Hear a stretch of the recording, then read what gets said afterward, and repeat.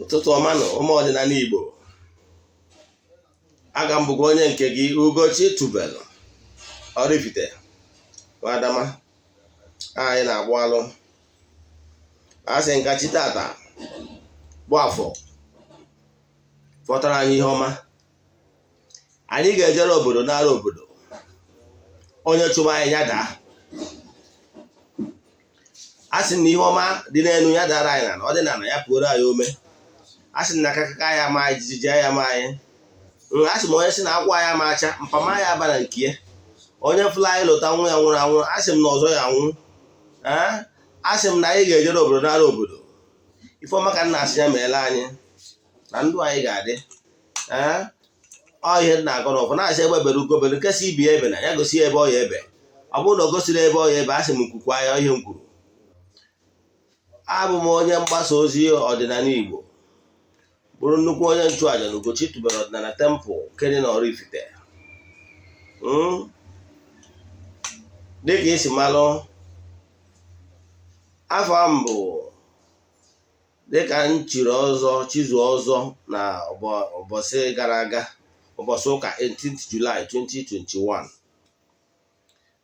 Gị onye ọma na-ege m ntị na ndị enyi m, ịmalụgo na bido taa, bido ụnyaahụ gara aga, afọ m ese njigoto Eze-Ana Ugochi Tubelu Oraifite. A sịrị na ọmaka ga-emerụ nwoke merụ nwaanyị merụ ndị enyi anyị niile. Na-agụkwazi ọfọ maka ndị enyi anyị ndị niile kụrụ mmụọ anyị ji alụ ọrụ na Ugochi Tubelu ọdịnala temple Mbamba, ndị niile anyị rụrụ ọrụ mmụọ dị iche iche. Na-agụkwazi ọfọ maka ndị na-aga ọfọ 21 days m kwuru ka a na-eme. Ndị niile na-eche ihu na East nwa oge ha na-ewepụta maka ịga ọfọ. A sị na ọmaka na ọchịchị obi ha niile ya abịa na mmezu. Na-agụkwazi ọfọ n'isi ndị na-abụ ha na-eche onyonyo anyị tụsara ya ndị ọzọ. A sị na n'obi ha niile ga-adị na mmezu. N'ụbọchị taa, abịara m ka m kọwaa ụfọdụ ihe ị kwesịrị ịma n'ọdịnala Igbo.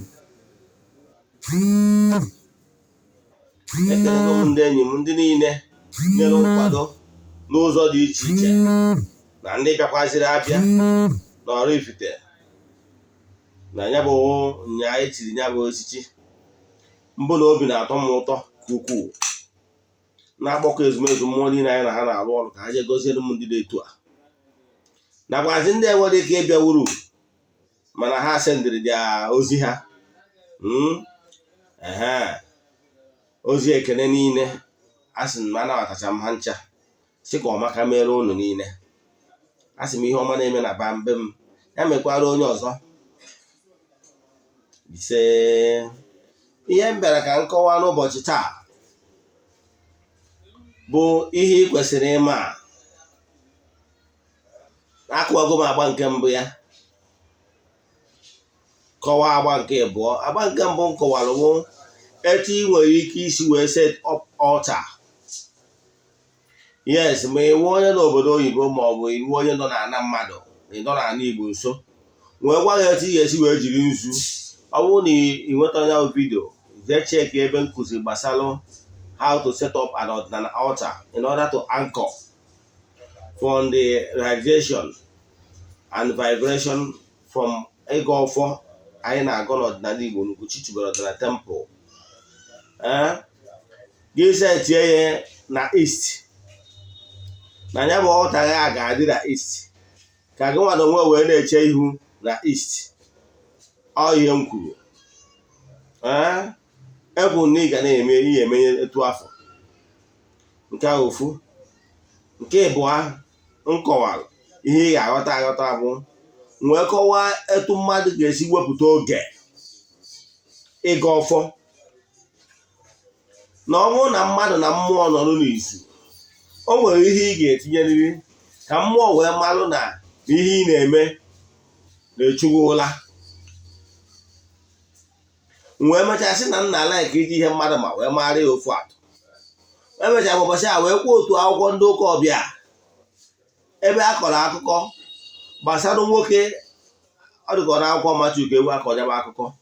Nwoke a sị na ọ bụ nnukwute onye ọkaikpe ọ sị na ọ dị atụ mmadụ egwu o wee sị na o nwere nwaanyị na-enwere nwaanyị chọrọ ka ya wee nnukwute onye ọkaikpe mepụta ya na nsogbu o nwere. Nwaanyị abụ na ọ na-abịa onye ọkaikpe wee sị ya na ihe akwụ ụgwọ n'ụgwọ onye sabisis ya. Nwaanyị a na-eme na mgbụsị ọbụla ọbịa, ụtụtụ ọbụla ọbịa na geeti nwoke, ụtụtụ ọbụla ọbịa na be nwoke, na-asị ya biko ya mepụta ya. Nwoke wee si onwe ya wee sị na ọ bụkwa nna ya emepụtara nwaanyị a, na nwaanyị a ga na-abịa ụtụtụ ehihie abalị bịa na-edistọbụ pisi ya. Nwoke a wee kpebie na ihe ya ga-eme bụ na ya ga-akaba ahụ hụ na ya emepụtara nwaanyị a, ka ya sọ gwọrọ nwaanyị a mba ya ka ọ kwụsị ile ya ahụ ọkụ, ka ọ kwụsị ịbịa na bie ugboro kwuru ugboro. Ịghọtara ya? Den ihe nyocha ozi ka m weta kọrọ akụkọ adị n'akwụkwọ ndị ụka ọbịa bụ ka ị wee mara etu ihe si eme na mmụọ. Nwee taịmụ gị na iji ekwubi okwu in creation. Asịrị yọọ n'akwụkwọ ndị ụka ọbịa na akwụkwọ Matthew 7:7 na sị yọọ na ị ga-ayọta, chọọ na ị ga-achọta, kụọ aka na a ga-emeghere gị.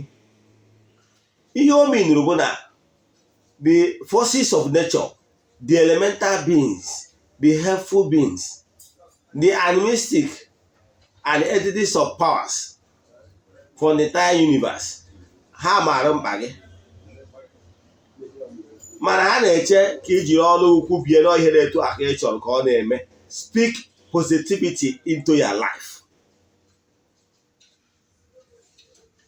Ka m nwere onwe mmadụ, ụbọchị taata bụ ụbọchị m chọrọ iriat na from the foundation of mmadụ, ihe mmadụ kwesịrị ịma,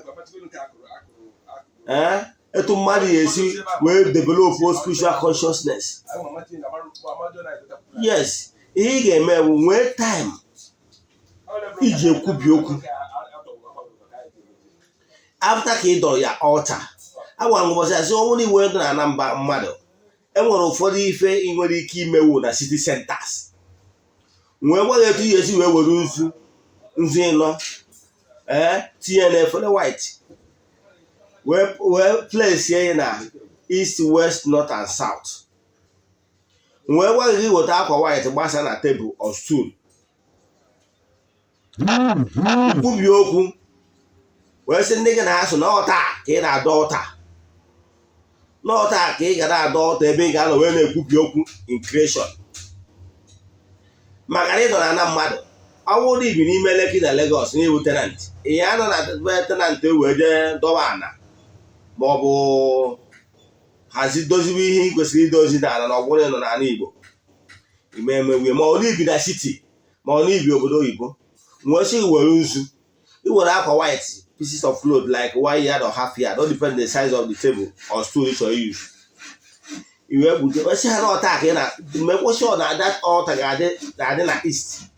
Wee kọwaa ka ị ga-esi wee ma east bụ ịpụta n'ilo mara ebe anyanwụ si achanite n'ụtụtụ, ebe a east.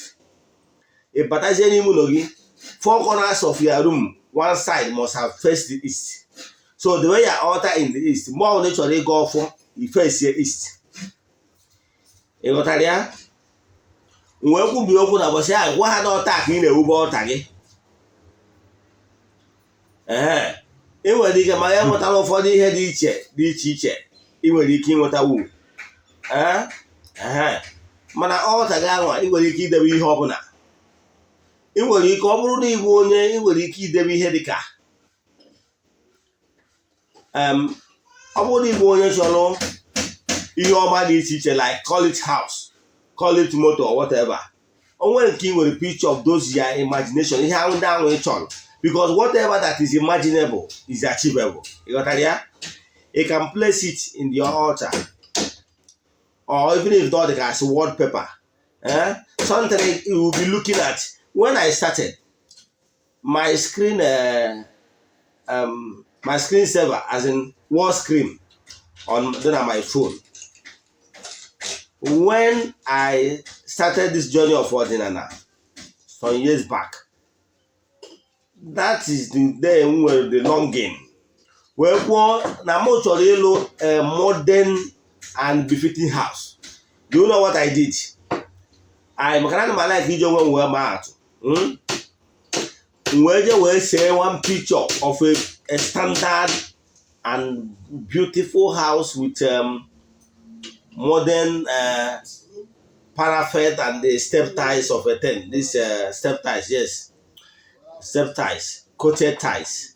Now, one beautiful house. I saw it on social media, so I picked that picture and use it as my screensaver on my phone.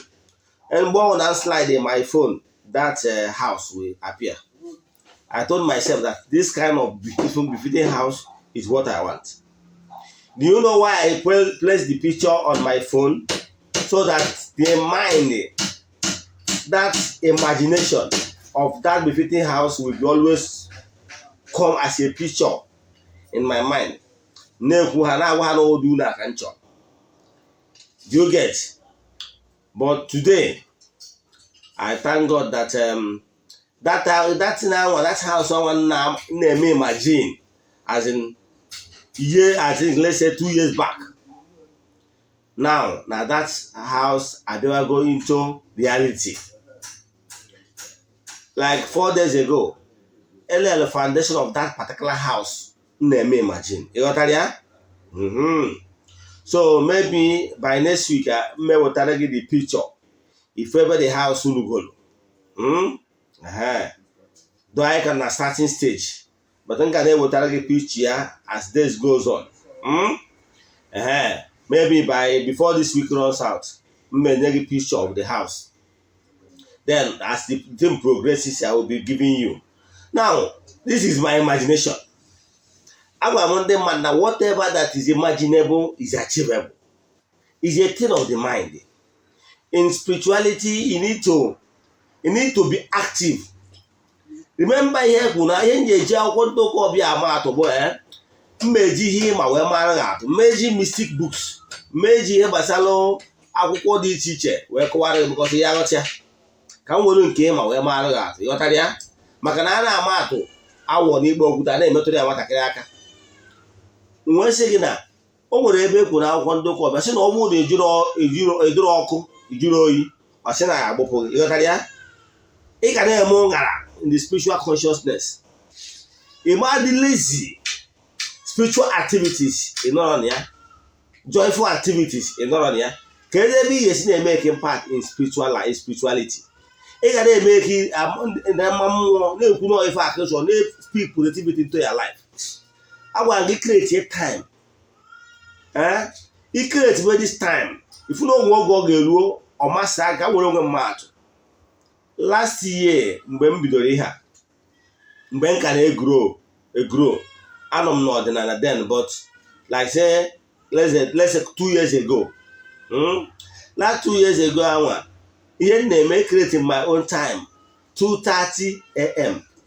oge nje ebili, then 2:30 a.m. anwa m agụgide ọfọ mgbe ụfọdụ 3 o'clock, mgbe ụfọdụ after 3 or at a stage, nwezie some of my friends na-akpọ m ka m na-agọrọ ha ọfọ megdozie m ụfọdụ ruo 3:30. Mana o nwere mgbe o ruo ọ na-emezi ruo at time ọ dịka onwe ebe ata apụ maka si wake up. Then though na m sedịkwa emetụ ka senti fon m na alarm, but n'ebini ruo at that time anwa o nwere ike ọfọ 2 minutes ka alarm kụọ ọ dịka akpọtere m mbilite oge ahụ wee mmiri saa ihu buru ose ọjị n'ọnụ wee kwubie okwu. Ndị a na-ebe face my altar, I will light on candle. Agwa m ndị ezumezu na ha so na m abịakwa na nna amụnyekwara ha ihe ka ha wee mụnyere m ihe. I light them up my candle. Yọtara ya? Yes, enwere personal devotion. Mgbe m na-eme ihe a, ana m use face ọjị na nzu. Yes, it's my personal devotion. Whether ma na-atụ nzu n'abalị ma na-atụ nzu, this time is early morning, is my own personal devotion to my ezumezu. Maka na m believe na mmụọ mụ na ha so ka m na-akpọku na adị agba aka ejekwu mmụọ. So ihe m na-eme ọra na my altar, enwere m a little paper ndebele nchinite to paradise nzu anụmanụ ya na-asị akpọkụ ezumezu mmụọ my ancestors si abịa ma nzu na nzu uwe ife ọma na onye aka gbara nzu ama nwanata unyi ihe a ka m mara agụdo mgbe m na-agụdodozi ndị mgbe m na-akpọ ezumezu mmụọ na my ancestors gods of the land ana m aghasa small nzu those powderized nzu mgbe m na-aghasa those powderized nzu ọnwa ọ nzu ka m na-enyefa and nzu uwe ife ọma na-akpụkwazi anya na ha ga-enyekwazi m ihe ọma ọ nzu azụ a ka ọ ya abụ mmesịa awalụ mfe ọjị nwachara ha ọjị oru n'ụtụtụ eburu m nzu anwa pụọ n'ilo wee fụpịa n'ikuku because that nzu anwa m tụrụ fa n'abalị anwa bụ is my wish so I will blow it into the thin air tia gaba all over the globe nọọ ihe ndị a na-ayọ ka m chọrọ ka o mezuo ikwubi okwu ihe ị chọrọ ka ọ na-eme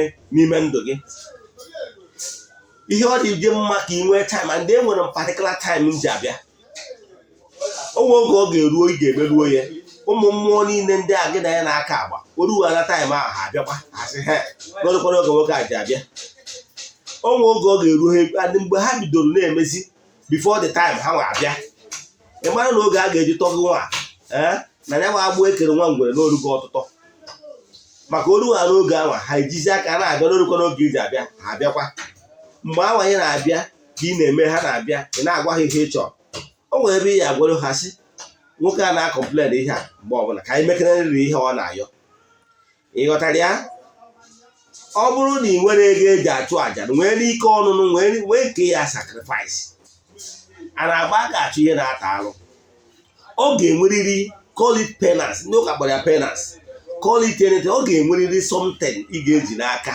wee na-anata ihe ọzọ ime ihe m na-eme mgbe agha m na-emesi mgbe a na-burn that my candle sometimes nwee incense amụnye masị m let this burning candle be ka ọ bụrụ ihe aja let this flame of light that is burning when I was as in mgbe m nọ na-ekwubi okwu ihe m chọrọ ka this burning light let it be ihe aja let all my sacrifice anya abalị a m mụrụ ka ọ bụrụ ihe aja ọ ga-enwerịrị ihe aja ị ga-atụ ijiri ego iji ego eji egburu mmụọ iji ego eji achụ aja ọ nwere ebe ị ga-achụgide aja ọ na-erikwa ego ịchụkọta aja chụkọta aja aja na-emepe ọnụ ụzọ mana ọ bụrụ ijiri ego kere ihe ị ga-eme ịgbara nkịtị onye gbara nkịtị asị m na ike na-agwụ mmadụ chụọ mmadụ mgbe ike gburu onye ahụ ike agwụra gị ọ bụrụ na iji ego eji arụ ọrụ mmụọ ihe ị ga na-eme bụ itinye ya time that time 2:30 am enwere ka ụfọdụ n'ime m na-alahụrụ ụla mana ọ ihe aja that time ka m na-agwa ha let this time sacrifice this sleep sacrifice let it be a sacrifice that will open doors for me ihe ndị a ka m na-eme ịnwekwara ike chere ọsọ na-amụ anya abalị in the world of metaphysics ike dị ike niile both the white and the black powers are there. You can only decide to adapt yourself. Anybody can be awake, both the good ones and the bad ones. So but you can sacrifice something, and I can tell you, no 21 days you will start seeing changes. It happens to me. Name 21 days. I'm making 3 prayer points. We got 3 prayer points. So now you that can shot. Ya can any talk a poor mob prayer point again. If they na akwụkwọ debe na ya altar. After that 21 days, I will burn those my prayer requests into ashes and blow it to the thin air. You got that? So all he kwesịrị ime. All he kwesịrị ime. Etu a ka ị ga-esi eme. Then ewere ma na-eke sure that my altar no nwere ose ọjị ga-adị ya ego igwe ga-adị ya na-agwa ha na-ego igwe ka m chọrọ. So etu a ka ị ga-esi na-ekwubi okwu achọrọ ka vidio atọ ogologo too much mana ihe na-achọ ịkọwara gị bụ make a move, set an altar, nwee time oge iji ekwubi okwu na mmụọ. Nwecha that 3 requests for that month. The next month o nwere ike ofu ihe ma ihe na-agba azamia. The other one for no, I brought me forward to the next month. Repeat another 21 days. You got that? echefukwana na ọ bụrụ na ị na-enweta nkwụ ọkụ mgbe ị na-agbakọ chi gị onye ụwa gị na-atụrụ ya nkwụ ọkụ na-agbakọ ezumezu mmụọ niile gị na ha so ya ancestors gods of your land ịtụkwara ha nkwụ tụọla ezumezu mmụọ niile na-anaghị nkwụ mmụọ niile na-anaghị oke mmụọ niile na-atụghị anya ekele n'aka na ị na-atụrụ ha nkwụ nwanne na-emie ọ nwere mgbe ị ga-ebido ịlụwa ọrụ a ndị mmụọ ndị gị na ha so asị ka agbagoro nwoke a nkịtị ka a mara nwoke ọ dị serious ị bụrụ onye umengwụ ime ya ugboro na-abụ na ịtọ esi mba na ike agwụgwọ gị mana ị bụrụ onye ma ihe a na-eme mgbe ahụ i merie ha nọ na-enye ogodo ka ama na nwoke o kwesịrị ike keep doing it. It has worked for many, it has worked for me, and it will work for you. Enwekwa ajụjụ ọbụla ị nwere ihe a nkụzi taa ma ọ bụ ihe nkụzigoro gbasara ọdịnala Igbo ma ọ bụ ihe ọbụla na-agbagwoju gị anya n'ọdịnala Igbo, send their message 0805 78 37 672.